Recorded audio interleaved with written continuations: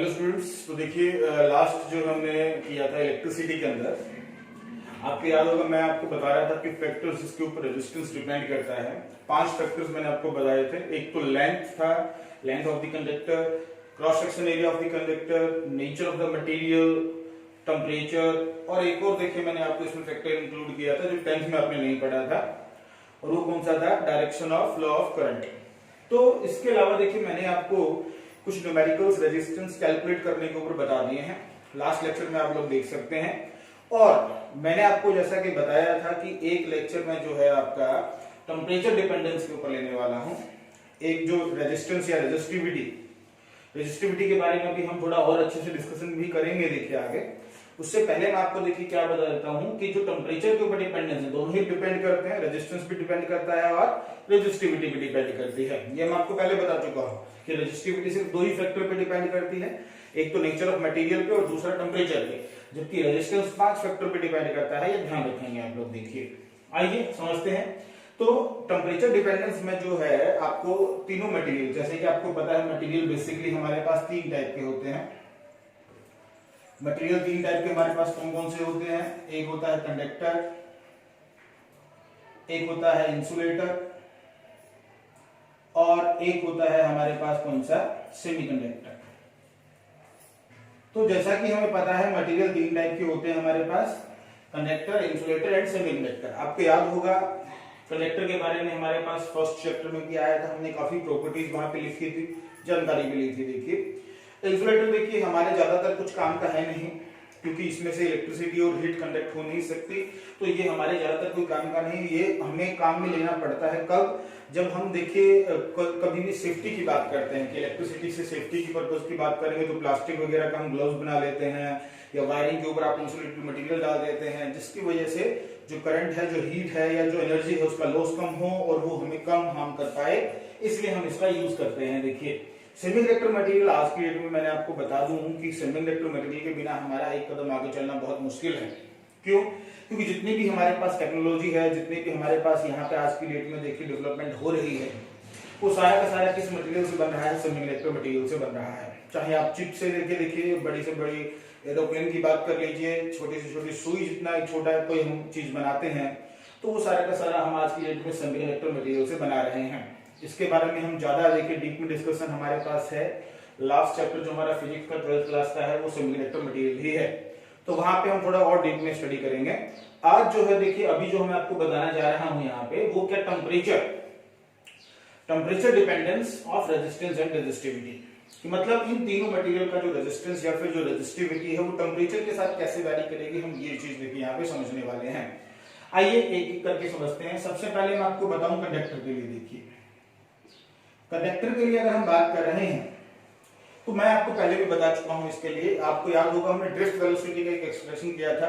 उस drift velocity के expression में मैंने आपको बताया था कि अगर आप किसी भी कंडक्टर का टेम्परेचर बढ़ाते हैं तो क्या होगा? टेम्परेचर बढ़ाने से क्या होता है याद कीजिए, आपको याद होगा टो, एवरेज रिलैक्सेशन टाइम, ये कम हो जाता है, जिसकी वजह से ड्रिफ्ट वेलोसिटी कम हो जाती है। अगर ड्रिफ्ट वेलोसिटी कम हो जाएगी तो आपको याद होगा देखिए हमारे पास जो करंट है वो भी कम हो जाएगा। करंट कम होने का मतलब ओम्स लॉ के अकॉर्डिंग रेजिस्टेंस क्या हो रहा है? बढ़ रहा है। तो हम ये कह सकते हैं देखिए इस तरीके से रेजिस्टेंस जो है वो टेम्परेचर के साथ इंक्रीज करेगा। किस मटेरियल के लिए? कंडक्टर के लिए। ये ध्यान में रखने वाली बात है। पहली बात क्लियर है? ओके। सिमिलरली क्योंकि जैसा कि आपको पता है रेजिस्टिविटी क्या थी? आप याद कीजिए, मैं आपको हल्का सा बताया था कि रेजिस्टिविटी को हम स्पेसिफिक रेजिस्टेंस भी बोलते हैं। क्या नाम लिया जा सकता है? Specific resistance. ध्यान से सुने देखिए, रेजिस्टिविटी जो है उसको स्पेसिफिक रेजिस्टेंस भी बोलते हैं। आपको याद होगा एक एक्सप्रेशन हमने R = ρL/A किया था, ये वाला एक्सप्रेशन निकाला था। इस एक्सप्रेशन में मैं ये कहता हूं कि इफ L = 1 मीटर हो और A = 1 मीटर स्क्वायर हो, अगर ऐसा है, ये फिक्स कर दिया जाए, लेंथ 1 मीटर कर दी जाए और area of cross section 1 metre square कर दिया जाए, तो उस केस में जो रो है क्या वो R के इक्वल हो जाएगा? मतलब रेजिस्टिविटी किसके इक्वल हो जाएगी? रेजिस्टेंस के इक्वल हो जाएगी। यहीं से डेफिनेशन पे निकल आती है रेजिस्टिविटी की, कि रेजिस्टिविटी क्या है? स्पेसिफिक रेजिस्टेंस तो है, मतलब resistivity is equal to the resistance of any conductor और material having unit length and unit cross section area. तो ये हमारे पास प्रॉपर डेफिनेशन हो गई। देखिए तो सिंपल है। यहां से देखिए आप चाहें तो रेजिस्टिविटी का फॉर्मूला निकाल सकते हैं, रो इज इक्वल टू क्या हो जाएगा, आर ए बाई एल हो जाएगा। अच्छा फॉर्मूला आ गया तो यूनिट निकालना तो बहुत ही ज्यादा आसान है। देखिए हमारे पास कैसे आसान है भाई, रेजिस्टेंस का तो ओम होता है, एरिया जो है metre square upon length metre, metre से 1 मीटर कट जाएगा तो ओम इनटू मीटर। देखिए ये हमारे पास यूनिट आ गई जिसकी रेजिस्टिविटी की। तो आप देखिए इस तरीके से ये बहुत ही आसानी के साथ रेजिस्टिविटी को समझ सकते हैं। तो रेजिस्टिविटी कुछ ज्यादा अलग नहीं है रेजिस्टेंस से। कैसे अलग है जो आपको बता चुका हूं, कैसे फैक्टर्स पे डिपेंडेंसी जो है वो अलग अलग होती है बस। अच्छा क्योंकि देखिए कंडक्टर का जो है रेजिस्टेंस बढ़ रहा है टेम्परेचर बढ़ाने से, तो इसका मतलब सिंपल सी बात है रेजिस्टिविटी भी बढ़ेगी, क्योंकि रेजिस्टिविटी जो है वो रेजिस्टेंस ही होता है। तो एक तरीके से हम ये कह सकते हैं कि टेम्परेचर इंक्रीज करेगा तो रेजिस्टिविटी भी क्या होगी, इंक्रीज करेगी फॉर द कंडक्टर के लिए। अच्छा ये तो देखिए टेक्निकल टर्म्स है, हमने एक दूसरे के रिलेशन को देखे समझ के हमने ये सारी चीजें क्लियर कर ली हैं कि कंडक्टर के लिए इंक्रीज। बट एक बात थोड़ा ध्यान से समझिएगा, ऐसा नहीं है कि डायरेक्टली प्रोपोर्शनल होता है। क्या कि टेम्परेचर और रेजिस्टेंस के बीच में डायरेक्टली प्रोपोर्शनल का रिलेशन होता है कि टेम्परेचर बढ़ाएंगे तो रेजिस्टेंस भी बढ़ जाएगा, ऐसा नहीं है। इनके बीच में एक लीनियर रिलेशनशिप होती है। देखिए लीनियर रिलेशनशिप कैसे है वो मैं आपको बताऊंगा। ग्राफ इसका ऐसा बिल्कुल नहीं आता। कई बार देखिए बच्चे समझ लेते हैं कि अगर हम एक ग्राफ बनाएं कंडक्टर के लिए, ये कंडक्टर है और कंडक्टर के लिए अगर हम ग्राफ बना रहे हैं, किसके लिए, कंडक्टर के लिए, रेजिस्टेंस और टेम्परेचर के बीच में अगर हम एक ग्राफ बनाएं तो ग्राफ स्ट्रेट लाइन में आएगा, ऐसा नहीं है। देखिए डायरेक्टली प्रोपोर्शनल नहीं है। हमने ये चीज देखी, अलग अलग मटेरियल के ऊपर अलग अलग टेम्परेचर के साथ डाटा लिया गया और उससे जो ग्राफ बनता है वो कुछ ऐसा ग्राफ बनता है। देखिए ध्यान रखिएगा जैसे जैसे टेम्परेचर बढ़ेगा वैसे वैसे रेजिस्टेंस भी बढ़ेगा। एक बात और ध्यान रखिएगा, ये ग्राफ आप जीरो से शुरुआत ना करें, क्योंकि ऐसा दुनिया में कोई मटेरियल है नहीं देखिए जिसका रेजिस्टेंस जीरो हो। हालांकि देखिए काफी एक्सपेरिमेंट वगैरह किए गए हैं। मरकरी जो है वो नियर अबाउट 4.2 डिग्री सेल्सियस के ऊपर जब उसे पर्टिकुलर कुछ कंडीशंस के ऊपर रखा गया तो वो कुछ ऐसा डाटा शो कर रहा था कि उसका रेजिस्टेंस जीरो हो, जिसे हम सुपर कंडक्टर बोलते हैं। बट वो एक पर्टिकुलर कंडीशंस के ऊपर है। देखिए तो हम जनरली जो बोलते हैं वो यही है देखिए कि किसी भी मटेरियल का देखिए रेजिस्टेंस क्या नहीं होता, नॉर्मल कंडीशन के ऊपर क्या नहीं होता, कभी भी जीरो नहीं हो सकता। इसलिए ध्यान रखें। हाँ मैं यही कह रहा हूँ, देखिए एब्सोल्यूट जीरो मतलब जीरो, यहाँ देखिए 0 डिग्री सेल्सियस की बात कर रहा है तो वहां पे किसी भी मटेरियल का जो रेजिस्टेंस है वो क्या नहीं हो सकता, जीरो नहीं हो सकता। इसलिए ग्राफ को थोड़ा सा ऊपर से स्टार्ट कर रहा हूं, कुछ ना कुछ तो रेजिस्टेंस रहेगा ही रहेगा। देखिए तो इस तरीके का ग्राफ बनता है, चाहे आप रेजिस्टेंस और टेम्परेचर की बात कीजिए या फिर रेजिस्टिविटी और टेम्परेचर की बात कीजिए, दोनों के लिए ही। कंडक्टर की अगर मैं बात कर रहा हूं, रेजिस्टेंस और रेजिस्टिविटी और टेम्परेचर के बीच में जो हमारे पास ग्राफ हो बिल्कुल ऐसा ही बनेगा, ध्यान रखेंगे। देखिए तो ये हमारे पास क्या टेम्परेचर डिपेंडेंसी है किसकी, कंडक्टर के लिए रेजिस्टेंस और रेजिस्टिविटी इस तरीके से वेरी करेगा। अच्छा किसी भी टेम्परेचर पे अगर हमें रेजिस्टेंस निकालना है किसी मटेरियल का तो वो कैसे निकाल सकते हैं, आइए उसके लिए मैं आपको एक एक्सप्रेशन डिराइव करके बताता हूं।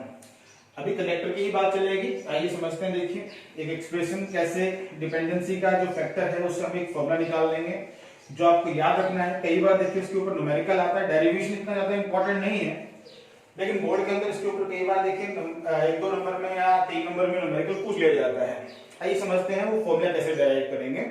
फॉर्मूला इतना टफ नहीं है। देखिए आपने 11th क्लास में हीट चैप्टर जो पढ़ा है उसमें आपको याद होगा आपने 3 टाइप के एक्सपेंशन पढ़े थे। देखिए 3 टाइप के एक्सपेंशन कौन कौन से थे, लीनियर एक्सपेंशन है, रियल एक्सपेंशन है, वॉल्यूमेट्रिक एक्सपेंशन है। तो वैसा ही देखिए एक एक्सप्रेशन यहाँ पे भी आने वाला है।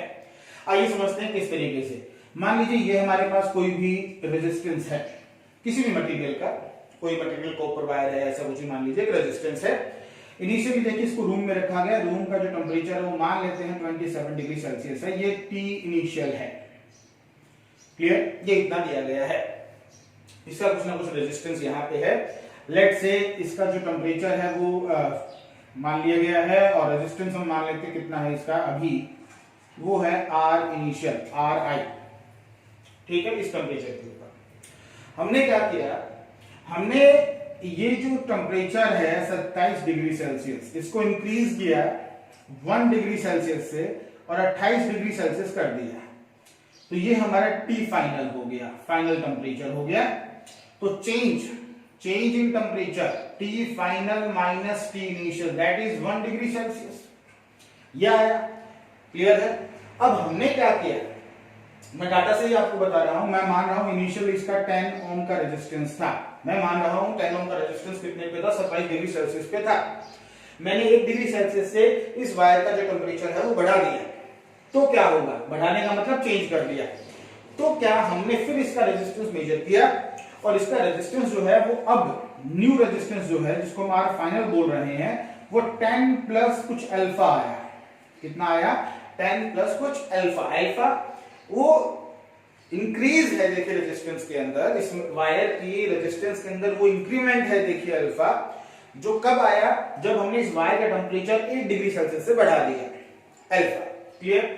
अच्छा, तो इंक्रीज करने से अल्फा आया, तो 2 डिग्री सेल्सियस चेंज करूंगा तो 2 अल्फा आता, 3 डिग्री करूंगा तो 3 अल्फा आता, 4 करूंगा तो 4 अल्फा आता, इस तरीके से आता। मतलब चेंज इन रेजिस्टेंस कितना आया, अल्फा आया।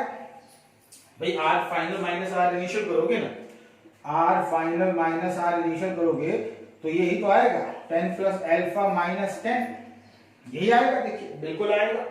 तो 1 डिग्री सेल्सियस टेम्परेचर चेंज करने पे अल्फा चेंज आया, तो 2 डिग्री चेंज करूंगा तो 2 अल्फा आएगा, 3 डिग्री करूंगा तो 3 अल्फा आएगा। मतलब delta T degree Celsius change करूंगा तो अल्फा डेल्टा टी चेंज हो जाएगा कि नहीं आएगा, यस और नो। मतलब कि 1 डिग्री सेल्सियस चेंज करने पे रेजिस्टेंस में अल्फा का चेंज आया, तो delta T degree Celsius change करने पे अल्फा डेल्टा टी का चेंज आएगा कि नहीं आएगा, रेजिस्टेंस में भी आएगा सर, बिल्कुल आ जाएगा, शाबाश, आ गया। अल्फा डेल्टा टी का चेंज आया, अरे आया। तो एक बार ध्यान समझिए, अब ये आगे ये क्या आया है, चेंज इन रेजिस्टेंस, कितने पे आया है, कितने पे, delta T degree Celsius temperature change करने पे इतना आया है। क्लियर है? अरे आई बात समझ में? अच्छा ठीक है भाई, अब हमने रेजिस्टेंस मान लीजिए, साथ साथ में रेजिस्टेंस को भी चेंज करें, तो ये 1 ओम में आया है चेंज इतना, ये कितने में आया है, 1 ओम में। अगर ऐसा ही देखिए 2 ओम का अगर रेजिस्टेंस होता, अब जैसे यहाँ पे 10 है तो 10 की बात करेंगे तो देखिए चेंज यह आया है। अब मैं कह रहा हूं ये हमारे पास जो आया है वो 1 ओम, 1 ओम में जो चेंज आया, 1 ओम में delta T degree Celsius change करने पे चेंज इन रेजिस्टेंस कितना आ रहा है, अल्फा डेल्टा टी आ रहा है। अब मैं कह रहा हूं कोई भी, अब हमारे पास इनिशियल कितना था, 10 है, आर इनिशियल बोल सकता हूं उसको, इसमें कितना चेंज आएगा, इसमें आ जाएगा R initial alpha delta T आ जाएगा। देखिए ये बात देखिए, मैं आपको एक बार दोबारा से बताना चाहूंगा, लास्ट वाला, आई होप कि ये दोनों पॉइंट आपको क्लियर हो गए हैं। यस, आइए समझते हैं ये दोनों, एक बार दोबारा से आपको मैं बता दूं कि जैसे कि मैंने आपको बताया इनिशियल वैल्यू मैंने कुछ ले ली, मैं कह रहा हूं इनिशियल वैल्यू 1 ओम ले लीजिए आप, ठीक है। एक्चुअली में अल्फा क्या है, देखिए अल्फा समझिए, दोबारा से समझिएगा क्या है एक बार अच्छे से, कि मैंने जब इस वायर का टेम्परेचर 1 डिग्री सेल्सियस से चेंज किया तो 1 ओम जिस रेजिस्टेंस, देखिए 1 ओम रेजिस्टेंस जिस वायर का था उसका जो रेजिस्टेंस इंक्रीज हुआ वो अल्फा हो गया, ठीक है, ये वाली बात क्लियर है। अब 1 ओम हमने फिक्स ही रखा हुआ है, मैं कह रहा हूं अब देखिए 2 डिग्री से चेंज करेंगे तो 2 अल्फा हो गया, 3 से करेंगे तो 3 अल्फा हो जाएगा, 4 से करेंगे तो 4 अल्फा हो जाएगा। क्लियर है? तो डेल्टा टी डिग्री से करूंगा तो अल्फा डेल्टा टी हो जाएगा। बट इस कंडीशन में क्या, यहां तक ध्यान रखिए, इस कंडीशन में हमने क्या रखा, इनिशियल 1 ओम रखा। क्लियर है? अब अगर रेजिस्टेंस भी मैं साथ साथ में चेंज कर रहा हूं, 2 ओम कर दिया तो 2 ओम कर दिया तो कितना चेंज आएगा डेल्टा टी डिग्री सेल्सियस पे, 2 अल्फा डेल्टा टी आएगा। 3 ओम कर दूंगा तो 3 अल्फा डेल्टा टी, 4 ओम कर दूंगा तो 4 अल्फा डेल्टा टी। ऐसे ही देखिए आर इनिशियल जितना भी हो तो आर इनिशियल को डेल्टा टी डिग्री सेल्सियस से चेंज करेंगे तो चेंजिंग रेजिस्टेंस कितना आ जाएगा, are I alpha delta T. ये बिल्कुल वैसा ही है जैसे हीट चैप्टर में, आपको याद हो हीट चैप्टर में हमने लेंथ लीनियर एक्सपेंशन के अंदर किया था। तो यहां से देखिए फॉर्मूला क्या निकल के आ रहा है हमारे पास, वो आ रहा है delta R is equal to R initial alpha delta T. ये क्या था, R final minus R initial is equal to R initial alpha delta T. तो R final is equal to R initial plus R initial alpha T final minus T initial, ये आया। तो यहां से लिखा जा सकता है R final R initial common आ जाएगा 1 प्लस अल्फा डेल्टा टी। ये हमारे पास देखिए एक फॉर्मूला निकल के आ जाता है रेजिस्टेंस के लिए, ध्यान से सुने, देखिए ये रहा हमारे पास फॉर्मूला। तो R final R initial 1 plus alpha delta T, alpha temperature coefficient of resistance यहाँ पे यूज करेंगे इसको, ये हर एक मटेरियल का दिया हुआ होगा आपको, टेम्परेचर कोएफिशिएंट ऑफ रेजिस्टेंस ये दिया हुआ होगा हर एक मटेरियल का। क्लियर है? आर फाइनल किसी भी टी फाइनल पे और आर इनिशियल किसी भी टी इनिशियल पे देखिए रेजिस्टेंस है। क्लियर। सिमिलरली हमारे पास देखिए रेजिस्टिविटी के लिए भी लिखा जा सकता है यही relation, rho final rho initial 1 plus alpha delta T, ये हो जाएगा फॉर्मूला, ध्यान दें। और अल्फा क्या हो जाएगा, temperature coefficient of resistivity. Simple है। देखिए अगर हाँ यहाँ पे कुछ देखिए चीजें ध्यान में रखेंगे, अगर वेरिएशन आता है, मान लीजिए अल्फा, ये तो अल्फा कांस्टेंट होगा, एक मटेरियल का अलग दिया जाएगा, किसी में ऐसा होता है कि देखिए अल्फा को वैरी करके दिया जाता है, तो इंटीग्रेशन का हेल्प ले लेंगे यहाँ पे, हालांकि वो काफी टफ लेवल है, देखिए वो हमारे बोर्ड में इतना ज्यादा नहीं पूछा जाता है, इसलिए आपको मैं वो बता नहीं रहा हूँ।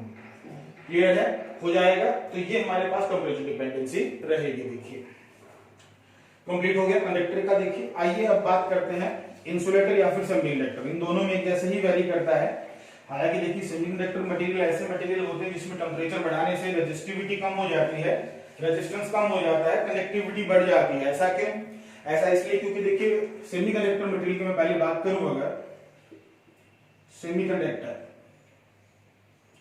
सेमीकंडक्टर मटेरियल की अगर मैं बात कर रहा हूं, देखिए तो इसमें क्या होता है कि जैसे जैसे आप टेम्परेचर इंक्रीज करेंगे तो वैसे वैसे फ्री इलेक्ट्रॉन्स ये इंक्रीज होंगे। देखिए और फ्री इलेक्ट्रॉन्स इंक्रीज होंगे तो आई इंक्रीज होगा और रेजिस्टेंस डिक्रीज होता है तो रो भी क्या होगी, डिक्रीज होगी।